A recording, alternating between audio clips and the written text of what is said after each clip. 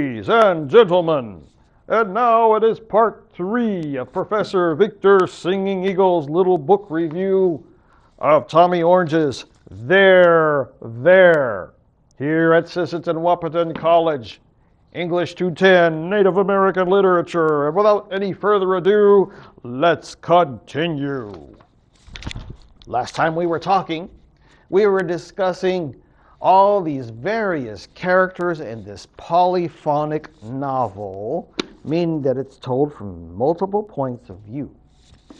And we were talking about this young boy who's discovering his Indianness. This is an urban Indian setting. Oakland, California. These are not res Indians, these are urban Indians. And they're all trying to figure out what it means to be Indian. A lot of them have absent fathers. This dude found his father online, a fella named Harvey. This dude, his grandmother and great aunts don't want him to know what it means to be an Indian, doesn't want him to know anything about his Indian heritage. So one day he's rummaging in his auntie or great auntie's closet and finds some regalia. He dresses up in it. He says, I'm going to this powwow and I'm going to dance at this powwow. So I'm going to skip this. There's the Oakland Coliseum again. These are the fellas who plan on robbing the powwow and stealing the money. I want to refer you to this. This is more AI. By the way, we don't normally put eagle feathers on the floor. I asked AI to draw this. This is men of various ages putting on their powwow regalia in the locker room at the Oakland Coliseum, getting ready for grand entry. Some of them are old, some of them are young, and the young person looks a little nervous. I'm going to read again from the textbook, again, holding it out like an old man because I'm old. Let's see. What page is that? Page 231. Says here on page 231, I lost my page. That's what it says. Here it is. The men's locker room is loud with laughter. At first, Orville thinks they're laughing at him, but then he realizes someone had told a joke just before he got in, because more jokes come as he sits down.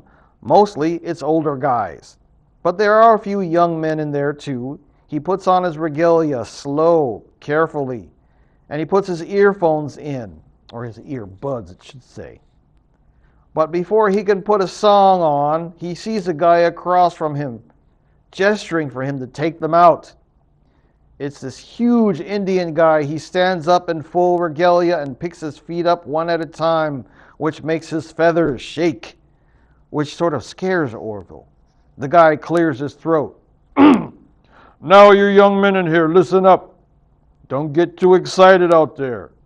That dance is your prayer, so don't rush it. And don't dance how you practice. There's one way, only one way, for an Indian man to express himself. It's that dance that comes from all the way back there, all the way over there. You learn that dance to keep it and use it. Whatever you got going on in your life, you don't leave it all in here like them players do when they go out on the field. You bring it with you. You dance it. Any other way you try to say what you really mean, it's just going to make you cry. Don't act like you don't cry. That's what we do, Indian men. We're crybabies. You know it. But not out there.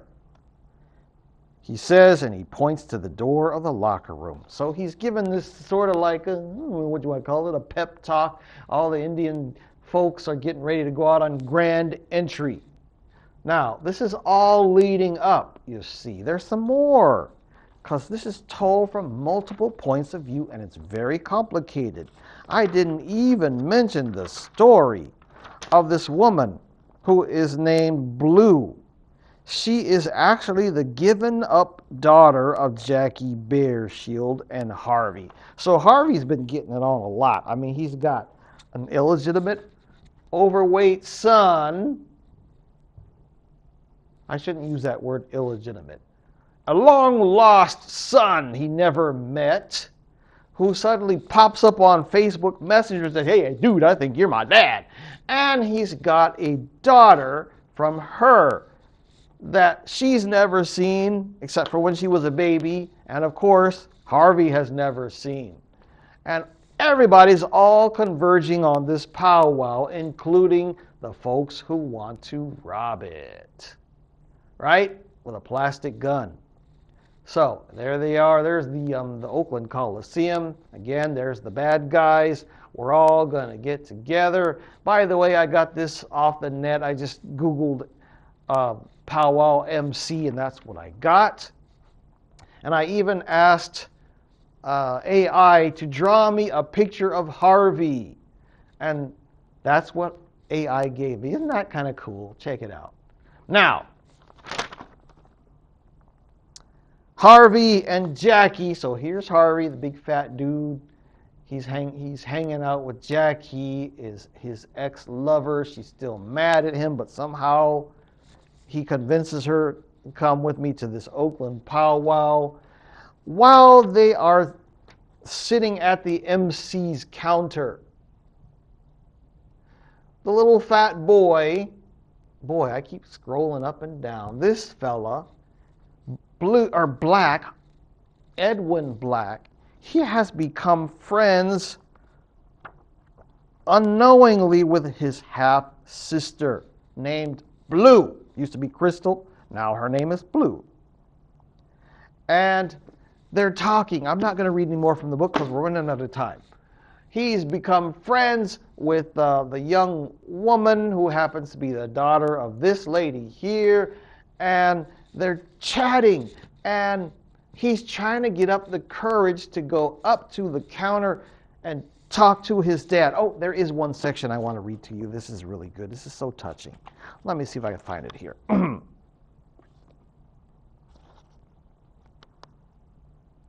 So, he's getting up the courage to go up and talk to his dad. Edwin approaches the MC's counter, the powwow booth here. Edwin approaches Harvey, who's just put his mic down. Harvey turns to him and sees him right away for who he is. There's my son. He shows this by taking off his hat. Edwin sticks out his hand for a shake, but Harvey grabs Edwin behind his head and brings him in for a hug. They hold the hug for longer than Edwin is comfortable with, but he doesn't break it either. His dad smells like leather and bacon. When did you get here? Harvey says. I was the first one. Well, one of the two first people here, Edwin says. You pretty serious about powwows then, Harvey says. I helped put this all together, remember? Oh, that's right, sorry. Oh, this here's Jackie Redfeather, Harvey says, pointing to the woman sitting down next to where Harvey was sitting before he stood to give Edwin a hug. Edwin says, reaches his hand out to her. Jackie, she says. Blue, Edwin says with a his hand half cupped around his mouth like she's far away, like he's yelling it. Blue walks over. She looks stressed. Blue, meet my dad, Harvey, and this is his friend, Jackie. What was it? Redfeather, Jackie says. Right. This is Blue, Edwin says. Blue's face goes white. She reaches out her hand and goes for a smile, but it looks more like she's trying not to throw up. It's so nice to meet you both, Edwin. We should get back. But come on, we just got here, Edwin says, and looks at his dad like, right? I know we can come back. We can have the whole day. We'll just be right over there, Blue says, pointing to where they'd come from. All right, Edwin says, reaches out for one more time of shake with his dad. They both wave and walk away. Okay, two things, Blue says as they walk back to their table. That was crazy, Edwin says. He's smiling, a smile he can't contain. I think that woman was my mom, Blue says. Boom! I'm going to stop it right there. Now, we got all this stuff. Everybody's all converging at the powwow. I'm not going to tell you how the story ends. You got to read this book on your own. It's at our Sisseton, Wahpeton bookstore / library. Pick it up. Why not? If you don't want to buy it, you can check it out at the library for free. Why not? So that's all I'm going to bother you with right now. Before I cut you loose, there's a couple of things I want to say. Words like motif and theme. We talked about this in a previous class. We got some motifs that keep showing up in this novel and some themes. A theme, by the way, is defined as a central idea or message that runs through the work of literature. It is a broader concept that emerges from the story and its characters, exploring universal human experiences or issues.